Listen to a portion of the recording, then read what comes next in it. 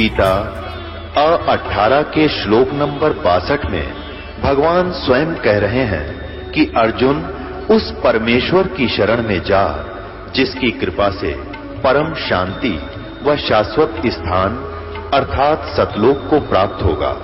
वो परमेश्वर कौन है, कहां है, कैसा है, जानने के लिए कृपया अवश्य सुनिए जगत गुरु तत्वदर्शी संत रामपाल जी महाराज के अमृत वचन।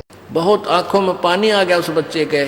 युवा लड़का था, 25-26 वर्ष का, 30 का होगा, और कहे जी क्या मेरी सचमुच अक्षमा होगी? माँ बेटा हो गया, आप भक्ति कर, कोई दिक्कत नहीं। ये तो इस ऐसी कड़वी कुलीन है जैसे बालक है, छोटा सा बच्चा 2 वर्ष का। डॉक्टर ने दवाई दी, भाई दवाई दो। उसको कूट पीस के वह कुनीन की दवाई और डाल के थोड़े से पानी में मुंह में डाल दी। वो बच्चे का मुंह कड़वा हो गया, अपनी माँ का थप्पड़ मार रहा है। भाई दूसरे ने पकड़ा, उसका मार रहा है, तुमने मेरा जो है ना मुंह खराब कर दिया, रो रहा है, थप्पड़ मार रहा है। तो माता पिता को बुरा नहीं लगता वो बालक, क्योंकि उसको उनको पता है कि इसको कड़वा लगा इसलिए ये दुखी हो गया बेचारा, ये स्वस्थ हो जाएगा, इसको पिलाना जरूरी है, ये दुख रोए चाहे राजी रहे। तो ऐसे पुण्यात्माओं अभी तक आपको मीठी गोली खवाई है इन संतों और महंतों और ऋषि और महर्षियों ने। अब ये कड़वी कुनीन खिलानी पड़ेगी या दवाई आपको बहुत भयंकर रोग है। आप चाहे गाली दो इस दास को और चाहे जयकार करो, वो आपकी मर्जी। ये कुनीन ये दास जरूर खिलाओगा, चाहे कुछ भी आप कुछ भी महसूस करो। और जब आपका ये रोग कट जाएगा, जब देखना आपको ये वचन कितने प्यारे लगेंगे। क्या कहते हैं? तुलसी पिछले पाप से हरि चर्चा ना भावे, और जैसे जबर के बेगते भाई भूख विदा हो जावे। जैसे किसी को मलेरिया बुखार हो जा, वायरल हो गया,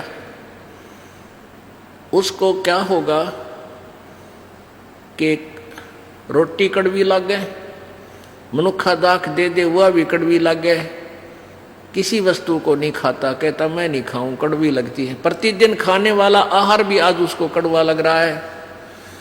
उस जवर के वेग ने, उस जवर के प्रभाव ने, वो मीठी वस्तु भी उस व्यक्ति को आज कड़वी लग रही है, उस जवर के बेगते, जवर के प्रभाव से। उस जवर के उतारने का विधि कौन सा है, मेथड कौन सा है? यही मेथड है कि उसको कड़वी ही दवाई खिलाई जाए, कुनीन खिलावे, ना चाहते हुए भी खानी पड़ेंगी, और फिर वो स्वस्थ हो जाएगा। जब वो कड़वी कुनीन खा के, कड़वी दवाई आहार करके फिर वो स्वस्थ हो जाएगा, तो फिर वो सूखी रोटी भी खाओगा, उसको कड़वी नहीं लगेगी। तो पुण्यात्माओं, अब आपका बुखार उतर गया, ना यहाँ कोई नाचना गाना, ना कोई टनक टनक, किसी प्रकार का कोई साजबाज नहीं, सूखी रोटी खिलाई जा रही है।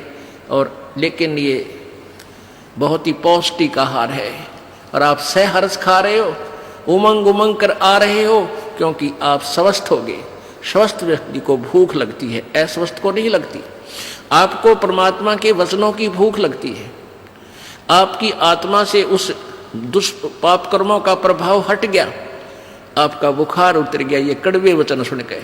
तो ये कड़वे वचन ही आपको कुनीन का काम करके आपके अंतःकरण में निर्मलता लाएंगे, और फिर आपको ये वचन अमृत तुल लगेंगे, जो आज कड़वे लगेंगे, जो पहली बार सुन रहा था। तो परमात्मा ने क्या बताया है कि जैसे आप जी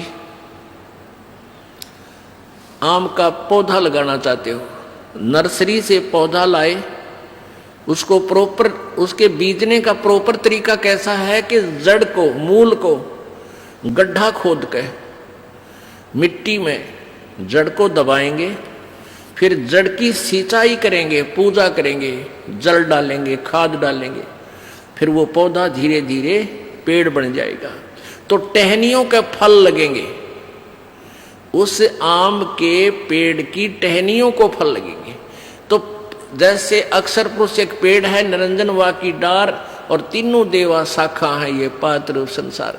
अब जड़ की पूजा करने से, मूल मालिक पूर्ण परमात्मा को इष्ट मानकर भक्ति करने से आपके शुभ संस्कार बनेंगे। आपकी भक्ति रूपी पौधा बड़ा होगा, और आम का पौधा यानी भक्ति रूपी पौधा जब बड़ा होगा, आपके शुभ संस्कार बनकर ब्रह्मा विष्णु महेश के पास जाएंगे। ये तीनों देवता फिर आपको बिना मांगे आपका संस्कार घर बैठे देकर जाओगे। अब परमात्मा यही बताना चाहते कि तुम इस अध्यात्म ज्ञान से परिचित नहीं हो, इसलिए लड़ पड़ते हो। अब क्या बताते हैं परमात्मा, ये देखिएगा, एक भक्ति रूपी पौधा आम का कैसे बीजना चाहिए।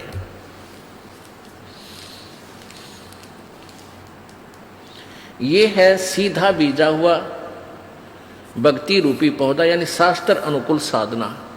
अक्षर पुरुष एक पेड़, ये है मूल मालिक, ये तो पूर्ण परमात्मा है जो जड़ है।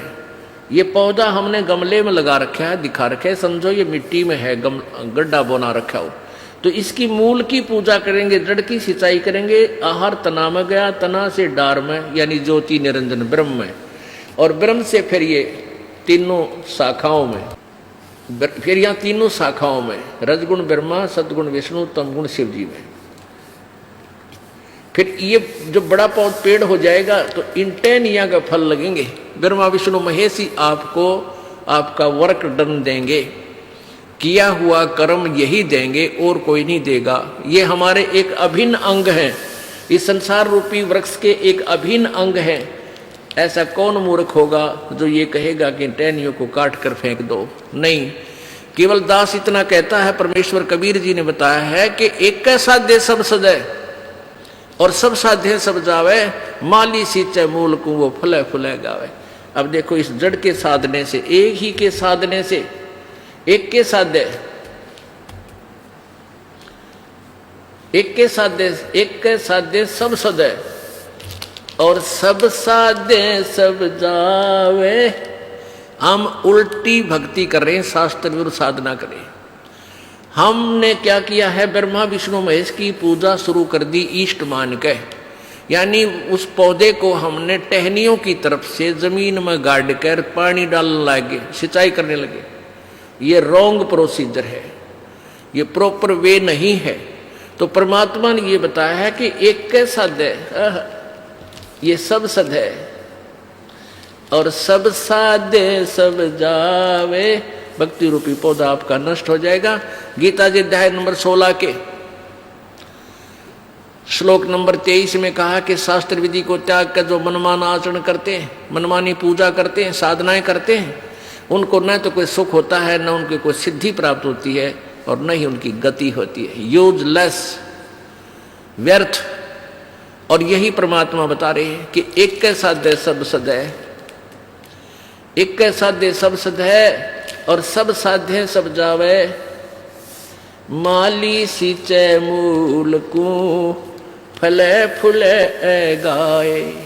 अगाए माने नो कति डट के फले फूलेगा, सच्चाई ठीक करो। ऐसे भक्ति रूपी पौधा आप बोगे, मूल मालिक कबीर परमेश्वर को इष्ट मानकर पूजा करोगे, साधना करोगे, तो आपके यहाँ रहते हुए भी जो आपको सुख चाहिए, आपको यहाँ रहते जो आवश्यक वस्तुएं चाहिए, तो आपका इतना संस्कार परमात्मा ब्रह्मा विष्णु महेश के पास भेज देगा आपके अकाउंट में, और वहां से फिर आपको वो ब्रह्मा विष्णु महेश देंगे आपका वर्क डन। अपनी तरफ से कुछ नहीं देंगे वो। आपने शास्त्रानुकूल साधना की तो आपका पुण्य बना, पुण्य के प्रतिफल में वो आपको यहाँ की सुख सुविधा प्रदान करेंगे, क्योंकि यहाँ के वे तीनों इंचार्ज हैं, इनको अलग नहीं कर सकते। तीनों देवा दिल में बसे, ब्रह्मा विष्णु महेश, प्रथम इनको वंदना, फिर सुन सतगुरु उपदेश। परमेश्वर ने कहा कबीर जी ने कि तीनों देवता दिल में बसे, यानी ये आदरणीय है आपको। ये ब्रह्मा विष्णु महेश अनादरणीय नहीं है, आदरणीय होने चाहिए। और इनसे आगे फिर कहते हैं तीनों देवा जल में बसे ब्रह्मा विष्णु महेश, और प्रथम इनकी वंदना। फिर सुन सतगुरु उपदेश। हम पहले प्रथम फर्स्ट मंत्र आपको इन्हीं से स्टार्ट करते हैं, और फिर सुन सतगुरु के बोल। सतगुरु तत्वदर्शी संत फिर क्या बताएगा, इनकी क्या सतीथि है, ये कितने भगवान हैं, इनकी भक्त साधना से कितना मोक्ष होगा। ये काम चलाऊ सरकार है, ये पूर्ण मुख स्वयं भी नहीं है ब्रह्मा विष्णु महेश, ये स्वयं नासवान है, इनकी जन्म मृत्यु होती है। तो इनकी पूजा पर आधारित होकर, इनको इष्ट मानकर पूजने से आप मोक्ष नहीं प्राप्त कर सकते।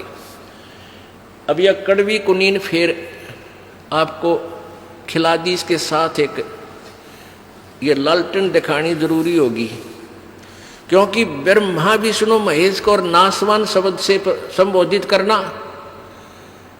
4 गोली इकट्ठी कुनीन की खिलाना समझ लो। और फिर इसके साथ एक खांड की फांकी लगवा देंगे तो जीव ठीक हो जाएगी।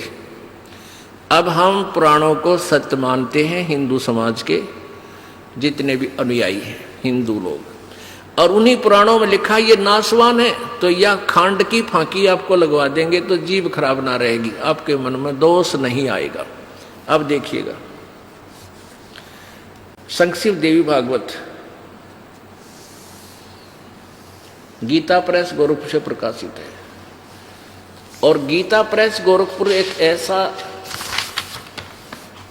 ऐसी ये संस्था है, इसके बारे में पूरे हिंदू धर्म को विश्वास है, ये ऑथेंटिक रिकॉर्ड है। ये देखिएगा, संपादक है हनुमान प्रसाद पोदार चिमनलाल गोस्वामी। केवल एक झलक दिखाएंगे आपको 123 पृष्ठ पे। ये देखिएगा 123 पृष्ठ,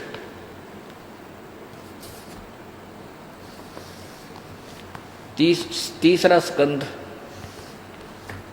तुम शुद्ध स्वरूपा हो। भगवान विष्णु जी दुर्गा देवी की स्तुति करते हुए कह रहे हैं, तुम शुद्ध स्वरूपा हो, यह संसार तुम्ही से उद्भासित हो रहा है। मैं ब्रह्मा और शंकर, हम सभी तुम्हारी कृपा से विद्यमान हैं। हमारा आविर्भाव और तिरोभाव हुआ करता है। केवल तुम ही नित्य हो, जगत जननी हो, प्रकृति और सनातनी देवी हो। आविर्भाव माने जन्म, तिरोभाव माने मृत्यु। ब्रह्मा विष्णु जी कह रहे हैं, मैं विष्णु, मैं ब्रह्मा और शंकर, हम सभी तुम्हारी कृपा से विद्यमान हैं। हमारा आविर्भाव माने जन्म और तिरोभाव माने मृत्यु होता है, हुआ करता है। हम नित्य नहीं है, केवल तुम ही नित्य हो। नित्य माने अविनाशी, और जगत जननी हो, प्रकृति और सनातनी देवी हो।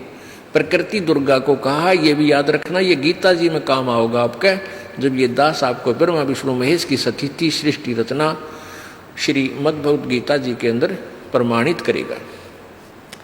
ये देखो, अब यहाँ शंकर जी बोल रहे हैं, भगवान शंकर बोले, देवी यदि महाभाग विष्णु तुम ही से प्रकट हुए हैं, यानी उत्पन्न हुए हैं, जन्म लिया है, तो उनके बाद उत्पन्न होने वाले ब्रह्मा भी तुम्हारे ही बालक हुए। फिर मैं तमोगुणी लीला करने वाला शंकर, क्या तुम्हारी संतान नहीं हुआ? अर्थात मुझे भी उत्पन्न करने वाली तुम ही हो।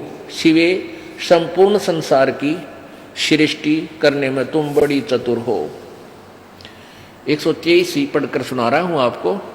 इस संसार की सृष्टि स्थिति और संसार में तुम्हारे गुण सदा समर्थ हैं। उन्हीं तीनों गुणों से उत्पन्न हम ब्रह्मा विष्णु एवं शंकर नियमानुसार कार्य में तत्पर रहते हैं। अब इससे कितने कंसेप्ट क्लियर हो गए? पहले तो ये हुआ कि ब्रह्मा विष्णु महेश नासवान है, इनकी जन्म मृत्यु होती है। दूसरा ये हो गया कि दुर्गा इनकी माता है, इससे इनका जन्म हुआ है। और तीसरा ये होगा कि रजगुण ब्रह्मा है, सतगुण विष्णु, तमगुण शिव। तो गीता जी अध्याय नंबर 15 के श्लोक नंबर 1 में, 2 में और 3, 4 में यही स्पष्ट किया है कि ऊपर को जड़ वाला और नीचे को ये तीनों गुण रूपी शाखा वाला, ये संसार रूपी वृक्ष है। और जो संत इसको पूरे विभागों सहित जानता है, तना कौन भगवान है, मूल मालिक का क्या नाम है, डार कौन है, और भाई पत्ते कौन है, शाखा कौन है, वो तत्वदर्शी संत है। फिर क्या बताया है चौथे अध्याय के तीसरे श्लोक में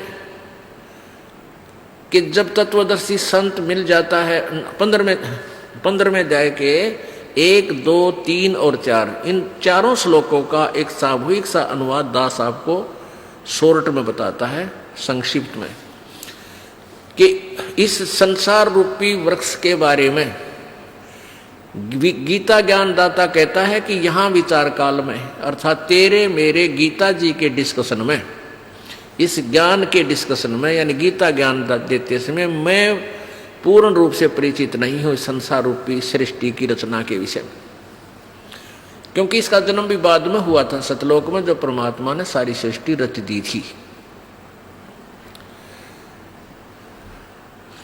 इसलिए वो कहता है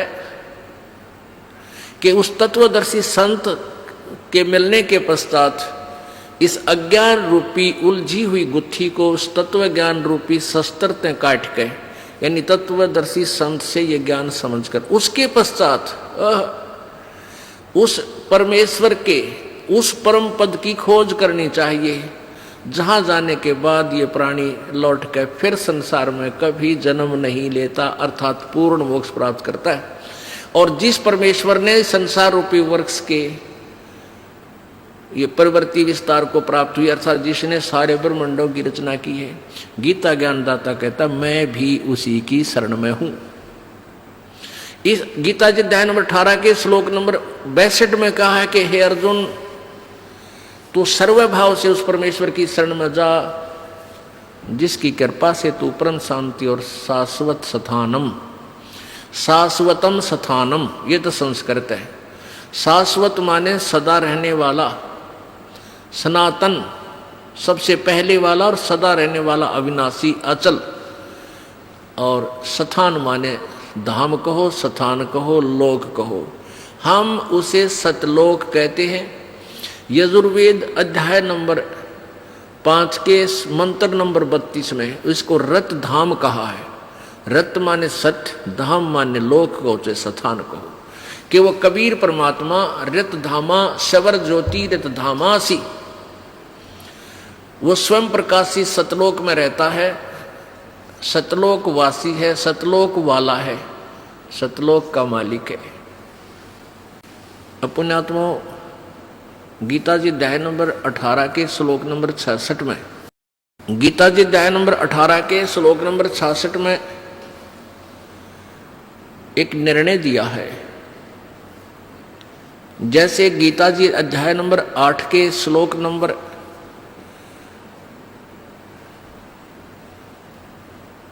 13 में गीता ज्ञानदाता कहता है कि मेरा केवल ओम नाम है, एक ओम नाम है मेरा, नथिंग एल्स, मुझ ब्रह्म का केवल एक ओम नाम है।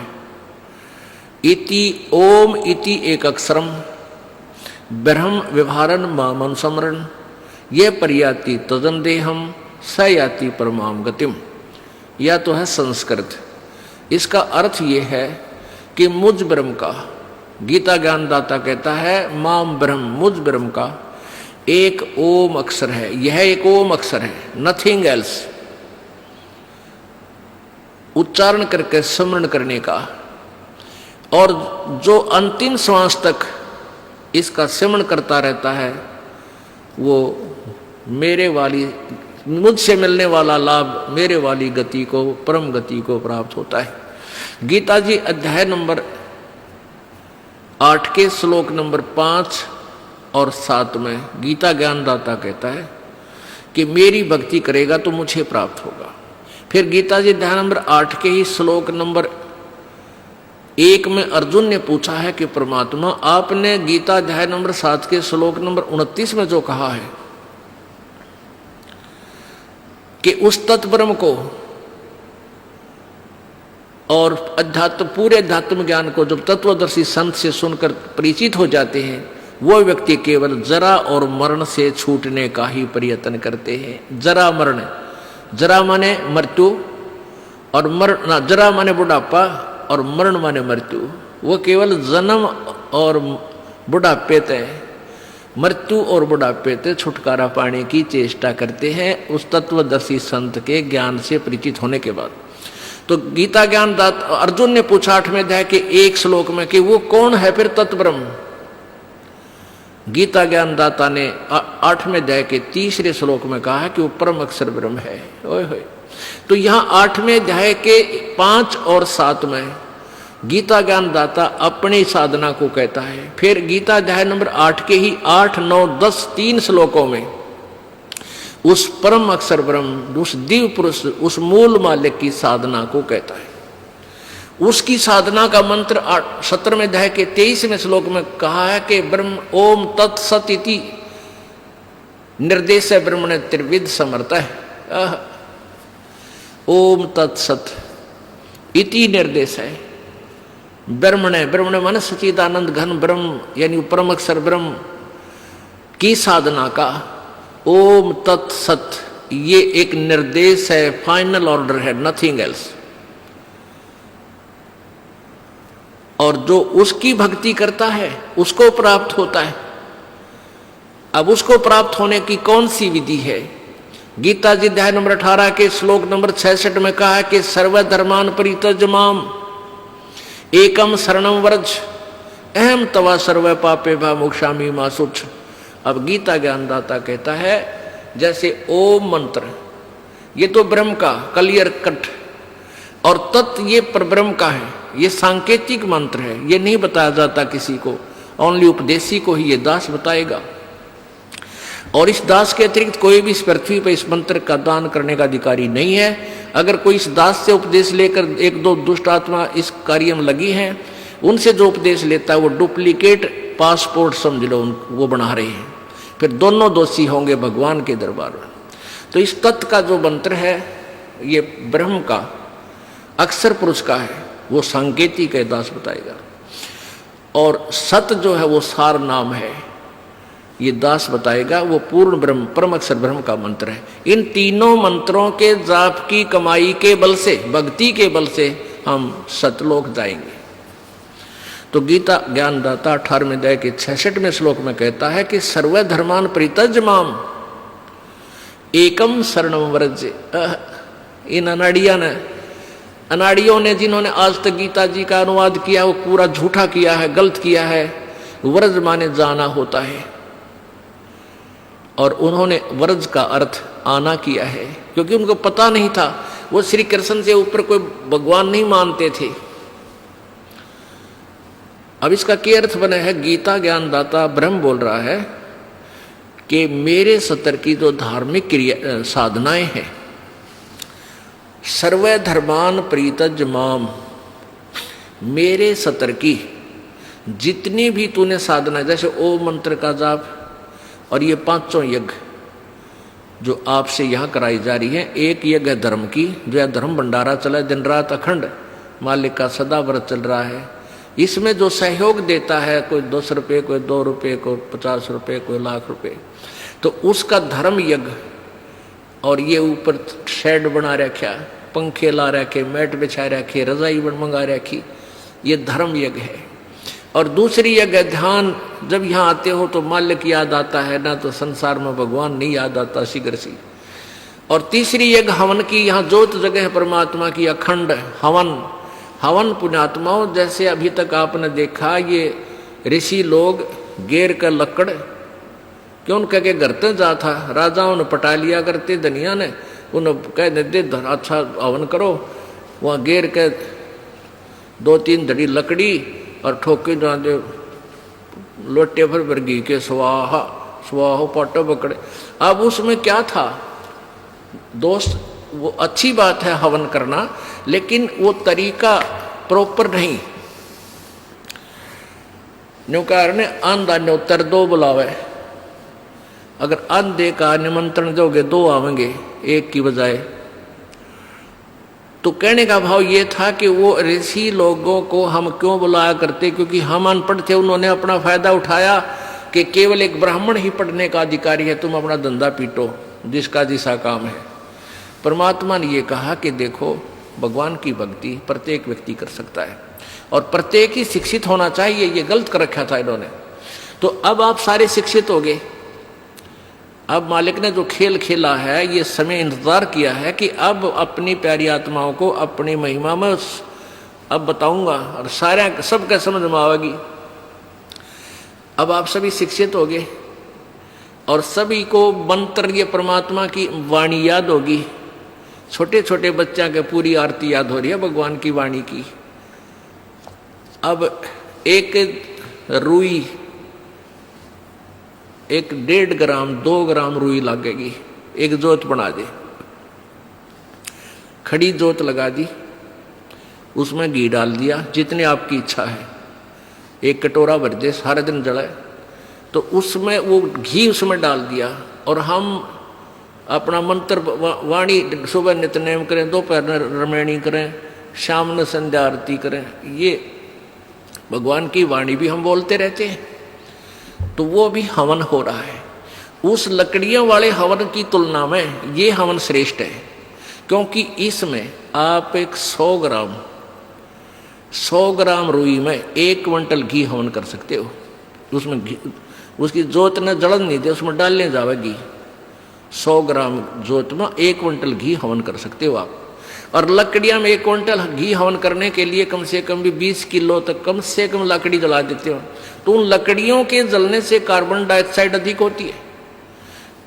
उस 2 धड़ी यानी 20 किलो लकड़ी समाप्त की जलने की तुलना में एक 100 ग्राम रुई की का प्रदूषण उससे कई हजार गुना कम होगा। तो हमने ये अपनाना है, तो हम अपना हवन डेली करें हैं।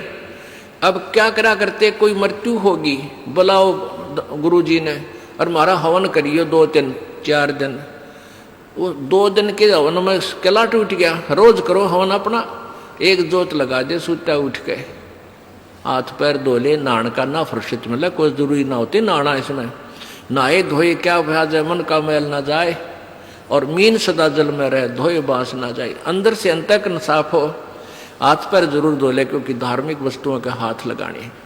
और जोत ला दे, अपना मंत्र करता रहे, काम करता रहे, अपनी आरती बोल ले, जा नित्यनेम भी कर ले, रोटी पोए जा, नित्यनेम चलता रहे। आजकल तो आधुनिक बहुत से उपकरण हो गए हैं, वैसे भी याद हो जाते हैं कुछ दिनों में। और नहीं बैठ कर अपनी किताब लेकर वह पढ़ ले। अब पर हवन हो गया तो हम अपना काम आप करेंगे। जो बात बनेगी, किसी के बच्चा हो जाता था तो उसने क्या कहा करते, 7 दिन तक तुम, जैसे पहले ज्योति तो सभी जलाते थे, तो क्या कहते थे, 7 दिन ज्योत नहीं जलानी तुमने, 13 दिन। वो तेरा गजब हुई हो, 13 दिन रोटी नहीं खाते या तुम और काम ना करते। और किसी की मृत्यु हो जाती है उसमें भी ऐसे कहा करते थे। जैसे जन्म होने पर तो वो जब तक वो छठ ना होती इतने कहा करते, मृत्यु के बाद कहते हैं 13 दिन तक आपने कोई धार्मिक क्रिया नहीं करनी। तेरा गजब हो। परमात्मा रोटी रोज खा रहे हो, किसी दिन भी ना छूटती, ठीक है। कोई प्रिय की मृत्यु हो जाती है, रो पीट के दोपहर तक ना खाओगा, शाम में खानी पड़ेगी, रो पीट के रोटी खानी पड़ेगी।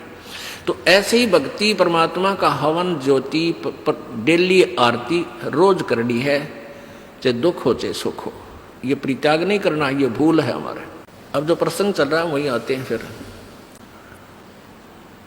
अब 5 यज्ञ आप कर रहे हो, एक यज्ञ धर्म की, दूसरी यज्ञ ध्यान और तीसरी यज्ञ हवन की। यहाँ जितने भी जैसे पाठ चल रहे हैं, अगर 150 पाठ हैं तो 150 ज्योति जला दी जाएंगी और 3 दिन तक अखंड ये ज्योति जलेंगी। हवन हो रहा है। फिर जो अन्य भी कोई अपनी ज्योति जगवाने के लिए दान करते हैं, उनकी अलग से ज्योतियां जलाई जा रही हैं।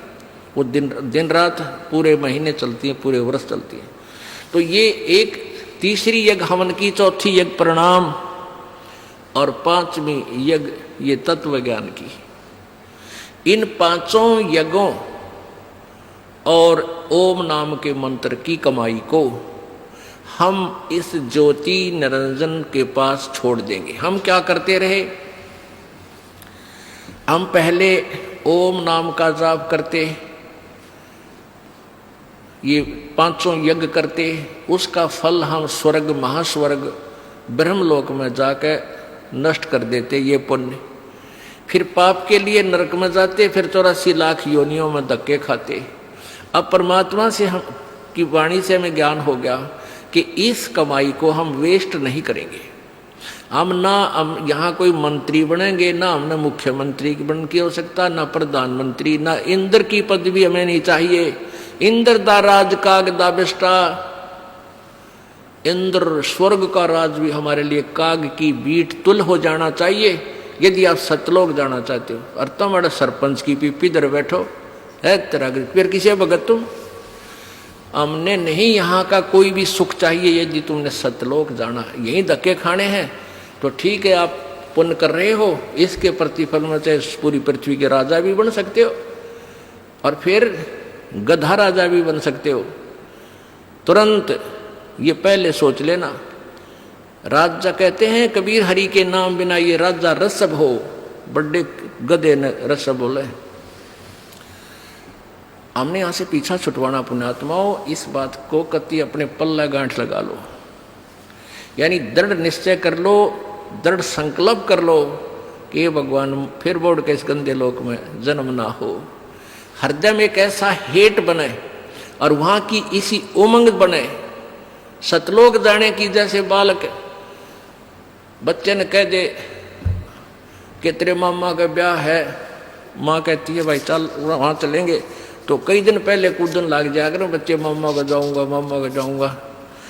तो ऐसे ही हमने सतलोक जाने की उमंग भर जानी चाहिए। अगर आपके हृदय में ये पक्की दस जाती है कि वहाँ सतलोक है, वो सच्चा सुख सतल है, हमारा मूल स्थान वहाँ है, हमारे वहाँ पहले के कुछ साथी भी वहाँ रहे हैं जो हमारे की तरह बेवकूफ ना बने। तो गरीबदास साहिब जी ने कहा है, वाह वाह अमरपुर जाऊंगा, वाह वाह अमरपुर जाऊंगा, सतलोक जाऊंगा, दीन दयाल भक्ति दे मोको, अनहद वाणी गाऊंगा, वाह वाह अमरपुर जाऊंगा, वाह वाह अमरपुर जाऊंगा। यानी ऐसी उमंग हो आपके अंदर। तो ऐसे ये 5 यज्ञ जब होगी तो 5 यज्ञों का प्रतिफल और ओम नाम की जो कमाई है हम यहाँ नहीं लेंगे, कत्ती भी नहीं लेंगे। चाहे हमने आपका तो बेरना पर दास तो थूके भी नहीं आके इस राज और पाठ और 21 ब्रह्मांड भी दे तो भी नहीं चाहिए। हमने तो झंझट मिटवाना संग जन्म का। 4 मुक्ति जहाँ चंपी करती माया होरी दासी, और दास गरीब अभय पद पर से वो मिले राम अविनाशी। उस सतलोक में जाने के बाद यहाँ की जो 4 मुक्तियों के सुख जो अंतिम मुक्तियां हैं, और ये मुक्तियां चारों नाशवान हैं, ये इनका फल समाप्त होता है। और वहाँ की वो ये सुख जो तुम यहाँ चाहते हो जो अंत में नष्ट होते हैं, वो कभी नष्ट नहीं होते, वहाँ ये भी सुख मिलेंगे।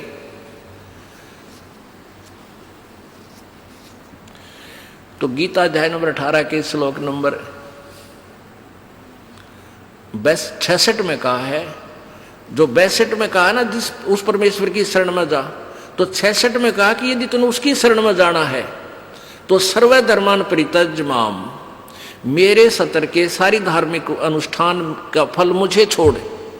परित्यज यानी छोड़ या मेरे पास दे दे, मैं तुझे, क्योंकि जैसे हमने किसी का ऋण ले रखा है तो ऋण, और हमें बंधुआ मजदूर बना रखा है उसने, हम उसका ऋण दे देंगे, वो हमें बंध से मुक्त कर देगा। तो ये कहता है कि मेरे सतर के जो तूने यहाँ सैर सपट्टे करे हैं मेरे लोक में, वो किराया दे मेरा, और फिर तू एकम शरणम व्रज। एकम माने जिसके बराबर दूसरा ना हो, अद्वितीय, उस अद्वितीय भगवान, उस पूर्ण परमात्मा की शरण में जा, फिर मैं तुझे सब पापों से मुक्त कर दूंगा, तू चिंता मत कर। अब उस लोक में कैसे जाया जाएगा? होले सुहागण सुरता त्यारे, मालिक घर जाना है तू तो। होले सुहागण सुरता त्यारे,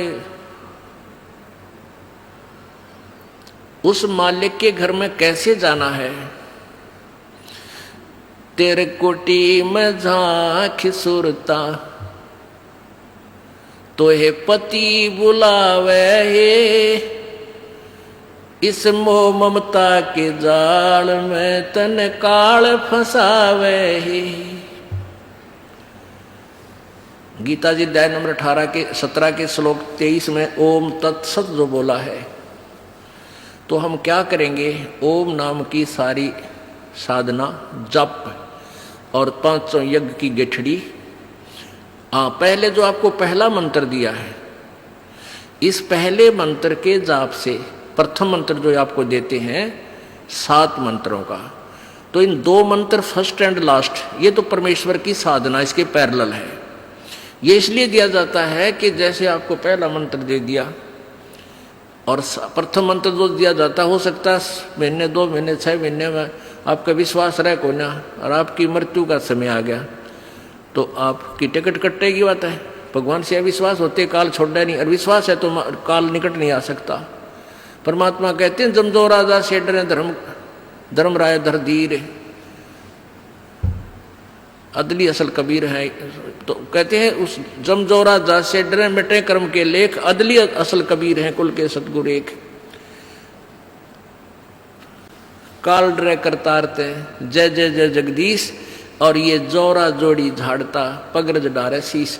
कि कबीर परमेश्वर के सामने ये काल थर थर कांपता है। ब्रह्मा विष्णु महेश का पिता, यो 21 ब्रह्मांड का स्वामी, और ये मौत मालिक के चरणों की धूल अपने माथे से लगाती है, अर्थात उसकी आज्ञा का पालन करती है कि जब तक आप नहीं कहोगे मैं आपके भक्त को नहीं मारूंगी। तो अगर हम भगवान से, हम परमात्मा के अविश्वास कर लेते हैं, फिर काल संस्कार से अनुसार ही आपकी मृत्यु कर देगा, वह मृत्यु आ जाएगी। जब लग हंसा हमारी आना, और काल लगे ना तेरा बाणा। जब तक ये प्यारी आत्मा, परमेश्वर कबीर जी कहते हैं कि जब तक ये हंस, ये प्यारी आत्मा मेरी आन कान में, मेरी मर्यादा में रहेंगे, नियम भंग नहीं करेंगे, तो काल तेरा तीर नहीं लग सकता, तो इनको मार नहीं सकता, इनको बर्बाद नहीं कर सकता। तो क्या बताया है कि ये 2 मंत्र हैं फर्स्ट एंड लास्ट। यह कमाई पैरेलल चल रही है उस परम पिता की, ये भी उसकी कमाई है। और बीच के जो मंत्र हैं, एक गणेश जी जैसे मूल कमल के खोलने का वो मंत्र है, और इन कमलों के ऊपर इन ब्रह्मा विष्णु महेश दुर्गा और गणेश इनका अधिपत्य है। हमने इनके लोक में रहकर हम निर्धन हो गए, इनसे कर्जा ले लिया, हमने इनका कर्जा लौटाया नहीं, तो इन्होंने सब सुविधाएं बंद कर दी। जैसे हम विदेश चले जाते हैं, विदेश जाकर के हमने कोई फैक्ट्री वगैरह लगा ली, फैक्ट्री ठीक ढंग से हमने चलाई कोई ना, तो वहाँ सरकार से लोन ले लिया, और उधर से जब हमने वो टेलीफोन का बिल नहीं भरा, टेलीफोन कनेक्शन कट गया, बिजली का नहीं भरा, बिजली कनेक्शन कट गया, पानी का नहीं बिल भरा, पानी का कनेक्शन कट गया, तो हम दूने दुखी हो गए। तो उसका क्या, हम आना चाहते हैं स्वदेश, उसका तरीका है कि वहाँ कोई आपका एक ऐसा गारंटर बनाए जिसे सरकार स्वीकार करे, और वो गारंटर फिर आपका सभी सुविधाएं आपकी चालू करवाओ फैक्ट्री की, फिर आप कमाई करके उनका ऋण उतारो, तब स्वदेश आया जाएगा, नहीं तो नहीं आ सकते। तो ये पहले हम यहाँ विदेश आए हुए हैं, हम स्वदेश जाना है। कहाँ? सतलोक में। ये पृथ्वी हमारा विदेश है, ये काल का लोक है। यहाँ हमारी सारी सुविधाएं डिस्कनेक्ट हैं। अब ये बीच के जो 5 मंत्र हैं, इनकी कमाई से ये दास आपका गारंटर बनेगा, और फिर ब्रह्मा विष्णु महेश आपकी वो सुविधाएं फिर प्रारंभ कर देंगे। आपने किस्तों के अंदर इनका वो लोन उतारना है। तो इस प्रथम मंत्र से आपको इनके साथ साथ इसलिए परमात्मा ने एडिशन खुराक दे रखी है, एडिशनल, कि कहीं बीच में गड़बड़ कर भी जाओ, आप बालक हो जाती है समझना आती इतनी, तो मृत्यु भी होगी। तो इन 2 मंत्रों के प्रभाव से फर्स्ट एंड लास्ट के आप तुरंत मनुष्य जन्म पाओगे, और फिर शुरुआत हो जाएगी भक्ति की। तो ये 5 बीच के मंत्रों से तो हम जैसे मूल कमल, फिर स्वाद चक्र ब्रह्मा जी वाला, मूल चक्र गणेश जी वाला, नाभि चक्र विष्णु लक्ष्मी जी वाला, फिर हृदय कमल शंकर जी वाला, और कंठ कमल दुर्गा वाला, ये खुल जाएगा। खुल जाने का मतलब है आप लोन फ्री होगे इस मंत्र के जाप तय। जब यहाँ से आप चलोगे, त्रिकुटी एक इंटरनेशनल एयरपोर्ट समझ लो। अंतर्राष्ट्रीय हवाई अड्डा है। और वहां पहुंचने से पहले तो आपने बहुत कुछ कागज कंप्लीट करने पड़ेंगे। जैसे राधा स्वामी वाले ठेका ले रहे सतलोक का, और ये कहते हैं हम नहीं मानते गीता और वेदों के, हमारे गुरु महाराज ने जो ज्ञान बता दिया वो फाइनल है हमारे लिए, वो गीता और वेदों से उत्तम है। और वो कहते हैं हमारे गुरु जी तो सीधा त्रिकुटी से प्रारंभ करते, हम तो त्रिकुटी पर जाते, हमने नीचे से कुछ लेना देना नहीं। अरे भले आदमियों, त्रिकुटी कोई बड़का का खेल है, त्रिकुटी में पहुंच जाओगे। ये बरवाड़े का बस स्टैंड थोड़ा है, कोई पैदल चला जा तो पहुंच गया, या साइकिल पर जा तो भी खड़ा हो जा जाके। त्रिकुटी तो इंटरनेशनल एयरपोर्ट है, वहां जाने से पहले आपने इस काल के झंझट से अपना पल्ला छुटवाना पड़ेगा। जब तुम्हें जान देंगे, कौन जान देगा, चौनी दो रहे नहीं बात करे अमेरिका जान की, तो पहले कमाई कर, सारे प्रोसीजर पूरे कर, अपना पासपोर्ट बनवा, वीजा लगवा, जब जागा एयरपोर्ट पे दे, जब जागा एयरपोर्ट पे दे जान देगा तेरे को। तो क्या बताते हैं, त्रिकुटी पर जब हम जाएंगे, जब इस दुर्गा तक से हम फारिग हो लेंगे कंठ कमल तक, फिर त्रिकुटी आओगा कमल, वो स्टेशन आओगा, वो इंटरनेशनल एयरपोर्ट है।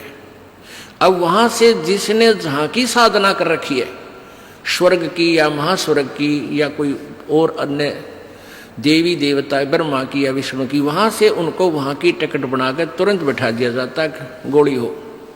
अब हमने सतलोक की कर रखी, तो सतलोक की जो वहां फिर अकाउंट दिया जाएगा, परमात्मा आएगा इस दास के रूप में जब आप त्रिकुटी पर पहुंचोगे। लेकिन होगा जब आपके अंत समय होगा।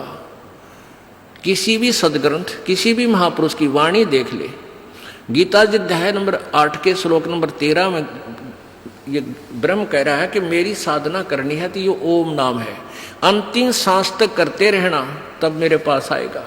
ऐसे परमेश्वर कहते हैं राम नाम रटते रहो जब तक घट में प्राण, और कदे तो दीन दयाल के भनक पड़ेगी कान। अंतिम श्वास तक जाप ही करते रहना, इसकी सिमरण करते रहना कमाई का।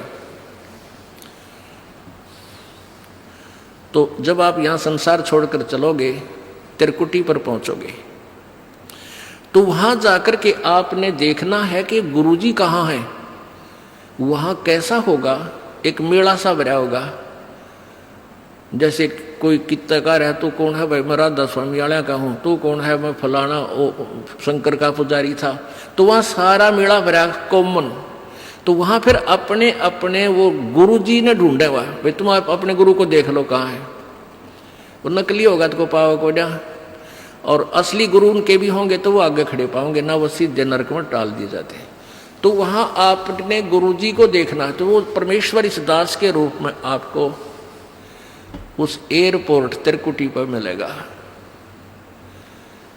और फिर वो सारी क्रियाएं वहां फिर काल के दरबार में ले जाएगा, धर्मराज के में, भाई अपना अकाउंट कर मारे भगत का, इसकी इतनी कमाई है। जैसे वकील होता है, जा करके सारी सुविधा करवा देता है, सारे कागज पत्र तैयार करके सारी काम कर देता है, जमानत ले लेता है, दिलवा देता है। तो वहाँ पूरे कागज भर के, अरे भाई इसकी इतनी कमाई है, तुम्हारा इतना इसका बैलेंस है, क्लियर करो इसका, और चल भाई सतलोक में। फिर ब्रह्म बीच में जो ये ओम मंत्र का वहां दे दिया, जैसे सर्वधर्मान परित्यज माम एकम शरणम व्रज, अब ब्रह्म तक का अकाउंट हमने त्रिकुटी पर कर दिया। फिर रह गया अक्षर पुरुष पर ब्रह्म का वो तत्व मंत्र, जो दूसरा मंत्र है ओम के साथ जो सतनाम के अंदर, इसका पर ब्रह्म को इसका अकाउंट दे दिया कि उसके 7 शंख ब्रह्मंडों में से हमने पार करना है, यहाँ पर कोई ना छोड़े बगैर कुछ टैक्स लिए, उसको दे देंगे। फिर हम तीसरा मंत्र जो सतनाम सार नाम है, वो हमें सतलोक ले जाएगा, सथा स्थान मिलेगा। तो क्या बताया, त्रिकुटी में झांक सुरता तो हे पति बुलावे है, इस मोह ममता के जाल में तने काल फसावे है। अपने पति को भूल बावड़ी बैठी आराम संगर के, काम क्रोध मोह लोभ मस्करे रहिए जा रात डर के। अपने पति को भूल बावड़ी बैठी आराम संगर के। काम क्रोध मोह लोभ मस्करे रहिए जा रात डर के। मात पिता संतान संपत्ति में तू तो उलझ गई घर के। मिलना चाहे पति अपने ते बांधे कफन सिर के। देख जीवती मर कहे सुरता किसा आनंद आवे। इस मोह ममता के जाल में तन काल फसावे। तेरे कुटी में झांक सुरता तोहे पति बुलावे। मोह ममता के जाल में तोहे यू काल फसावे। पति मिलन की विधि बताऊं सुन सुरता चितला के। सतपुरुष से कर ले सगाई गुरु बिचौला बना के। पति मिलन की विधि बताऊं सुन सुरता चितला के। सतपुरुष से कर ले सगाई ये गुरु बिचौला बना के। सत्संग बान बैठिए लाडो ये दान की मेहंदी ला के। पांचों गहने पैर सुहागण सतनाम की बिंदी ला के। सत्संग बान बैठिए लाडो या दान की मेहंदी रचा के। पांचों गहने पैर सुहागण सतनाम की बिंदी ला के। प्रेम की लाली ला कहे सुरता क्यों न पति रिझावे। इस मोह ममता के जाल में तन यू काल फसावे। तेरे कुटी में झांक सुरता तो ये पति बुलावे। इस मोह ममता के जाल में तन काल फसावे। जाप अजपा जप के अपना दहेज बना लिए। अनहद बाजा बजन लगे तब खुशी मना लिए। जाप अजपा जप के अपना दहेज बना लिए। अनहद बाजा बजन लगे फिर खुशी मना लिए। आवे बिरहा कबीर लेवन ने खुश हो के चालिए। प्रेम की बारिश होवन लग फिर मलमल ना लिए। सार शब्द का सुरमा गा लिए जो पति को भाव है। इस मोह ममता के जाल में तने काल फसावे। तेरे कुटी में झांक सुरता तोहे पति बुलावे। इस मोह ममता के जाल में तोहे काल फसावे। आदीनी की मांग भरा के तू चलिए नाड़ झुका के। संत समागम बरात तेरी तन ले जावेगा ब्याह के। आदीनी की मांग भरा ले चलिए नाड़े झुका के। इस संत समागम बरात तेरी तन ले जावेगा ब्याह के। सुरत नृत है डोली तेरी बैठ सुन शिखर में जाके। ये मकर तार का खेल कांगना अल्लल ध्यान जचा के। सुरत नृत है डोली तेरी बैठ सुन शिखर में जाके। मकर तार का खेल कांगना अल्लल ध्यान जचा के। बैठ विश्वास सेज बिछा के वो शब्द छैल आवे। इस मोह ममता के जाल में तो है काल फसावे। तेरे कुटी में झांक सुरता तो पति बुलावे। इस मोह ममता के जाल में तो है काल फसावे। दिव्य दृष्टि से देख लिए तू अपने पति का सेरा। सुन शिखर में एक श्वेत महल है जहाँ तेरे पति का डेरा। दिव्य दृष्टि से देख लिए तू अपने पति का सेरा। सोन शिखर में श्वेत महल है, वहाँ तेरे पति का डेरा। इन त्रिलोकी यारों को भूल बावड़ी, इच्छा बीज भस्म हो तेरा। राम दुहाई साच कहत हूँ, सतगुरु करावे फेरा। इन त्रिलोकी यारों को भूल बावड़ी, इच्छा बीज भस्म हो तेरा।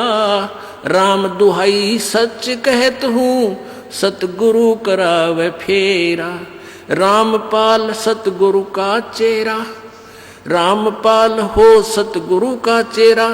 यू काल खड़ा लखावे है, इस मोह ममता के जाड़ में तो है काल फसावे है। तेरे कुटी में झांक सुरता, तो है पति बुलावे है, इस मोह ममता के जाल में तो है यू काल फसावे है। अपनात्मा, ये वही दवाई है जो थोड़ी सी बूरा में डाल कर दी जाती है। ये वही ज्ञान है जो परमात्मा ने बताया है। इस शब्द यानी पद्य भाग में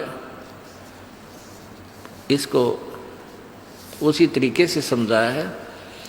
क्या बताया है कि त्रिकुटी में झांक सुरता, तो है पति बुलावे है, इस मोह ममता के जाल में यू काल फंसावे। आप दूसरे एक दूसरे में फंसे बैठे हैं। ये मेरा बेटा है, ये बेटी है, रिश्तेदार है, ये कार है या कोठी है, ये बहन है। तो पुण्यात्माओं, कल आपको बताया था एक लेवा एक देवा दूतम, और कोई किसी का पिता नहीं पूतम। ऋण संबंध जुड़ा एक ठाठा, अंश ने सब बारा बाटा। ठीक है, जब तक हमने ये देख लो कि हम सफर कर रहे हैं, हम एक कंपार्टमेंट में बैठे हैं, एक डिब्बा में बैठे हैं ट्रेन के में, तो वहाँ आपके साथ हैं जो भी आपके साथी हैं, वो सब हम सफ़र हैं। उनसे प्यार से रहना है, अच्छा शिष्टाचार से व्यवहार करना है, एक दूसरे के दुख में दुखी होना है। कोई बीमार है उसके लिए पानी लावे, ट्रेन रुक जाती है भाग कर ठंडा मांगे, ठंडा लावे, यानी उसकी सेवा करें। आप एक दूसरे से प्यार में रहें, और जिसका जहाँ स्टेशन आता जाएगा वो उतरता चला जाएगा। तो ये संसार, अब हम सफ़र में हैं सभी, और एक कंपार्टमेंट हमारा एक परिवार है। तो हमने एक दूसरे के साथ बहुत अच्छे शिष्टाचार से, बड़े प्यार से एक दूसरे के दुख में दुखी होकर रहना चाहिए, ताकि ये सफ़र आसानी से कट जाएगा। और उस कंपार्टमेंट में और खींचा तानी ताना बाजी आपस में झगड़ा शुरू हो गया तो कहर हो जाएगा, 2 घंटा सफ़र मुश्किल हो जाएगा। तो ऐसे हम इस संसार, इस सफ़र में हैं, और जिसका जिस समय भी वो बस स्टैंड व स्टेशन आ जाएगा वो वहीं उतरना होगा, शेष आगे चल पड़ेंगे। तो ऐसे सोचकर हमने इसमें रहना। क्या बताते हैं, तो वो सफ़र में चलने वाले व्यक्ति वहीं तक सीमित होते हैं, फिर आगे रिश्तेदारी नहीं बनाते उनके साथ, ना उनसे कोई संबंध रखते। लेकिन जब तक वहाँ रहते हैं सभ्य व्यक्ति बहुत ही अच्छी तरह प्यार से बहन भाई को बहन को बहन की दृष्टि से, माई को माँ की दृष्टि से देखते हुए, यानी हर तरह से चलते हुए अपना अच्छी तरह सफ़र तय कर लेते। तो ऐसे ही हम संसार रूपी जीवन रूपी सफ़र में एक परिवार रूपी कंपार्टमेंट में बैठे हैं, डिब्बे में। तो इनको अपना ही नहीं मान, इनके साथ ही उलझना नहीं है, अपने स्टेशन पर उतर जाना चाहिए तुरंत ही। तो ऐसे ही हमने यहाँ से आगे चलने की विधि बनानी है। अपने पति को भूल बावड़ी, इस आत्मा को समझाया जा रहा है कि तू अपने मालिक ने, अपने स्वामी सतपुरुष सतलोक को वाले मालिक को सदा सुखी रखा था, कोई दुख नहीं देवा था, उसको भूल के और यहाँ अन्य इष्ट पर आश्रित होगी, इसको अपना स्वामी बना लिया, यानी अन्य देवता की पूजा शुरू कर दी, वो न्यारा खसम बना लिया। खसम माने स्वामी, मालिक, इष्ट, जिसकी हम आड़ लेते हैं, जिससे कुछ इच्छा करते हैं। अपने पति को भूल बावड़ी बैठी यारा में सिंगर के, और काम क्रोध मोह लोभ मस्करे रहिए इन जारा ते डर के। मात पिता संतान संपत्ति में तो उलझ गई गिर के, और जब मिलना चाहे पति अपने पर बांध कफन सिर के। अब तो यही ये संपत्ति मेरी है, ये संतान मेरी है, तेरा बुद्धि का दायरा यदि यहीं तक सीमित है तो फिर तू यहीं रह जाएगी। ये कौन है? ये मालिक के बच्चे हैं, आपके संस्कारवश आपको सेवा दी है इनकी। माता पिता ने अपना रोल करना चाहिए जो माता पिता का होता है, पिता पुत्र ने, पुत्र वधू ने भी अपना रोल करना चाहिए जो पिता और माता के प्रति उसका कर्तव्य बनता है। तो ऐसे हमने अपनी भूमिका को अच्छी तरह सुचारू ढंग से निभाना है, तभी हम यहाँ भी सुखी रहेंगे और सतलोक भी चले जाएंगे। अब देखा कैसे करते हैं, जैसे कोई मित्र और उसकी पत्नी आ जाते हैं मिलने के लिए, तो हम क्या करते हैं, मित्र को भी पूरा रिस्पेक्ट देते हैं, आओ आओ भाई साहब यहाँ बैठो। उनकी पत्नी आती है, आओ बहन जी, आओ बहन जी बैठो, और प्लेट ले आवे, सब्जी आप ठा के ले आवे, ले खाना खाओ, है बिस्कुट खा लो, चाय पी लो। कितना प्यार देते हैं। और अपनी पत्नी ने खुरकावा गुड़की गाल है तो, और दूसरे की पत्नी को कितना प्यार से बोल रहे हो। तो क्यों ना हम अपने घर में भी ऐसा ही माहौल बना लें। अब जैसे घर में कोई नुकसान करके कोई राजी नहीं, कोई नहीं करता, ठीक है, अनजान बालक तो कुछ भी कर दें, ना पत्नी करे नुकसान और ना ही पति कर सकता। ये तो होना हो सब वो हो जाता है।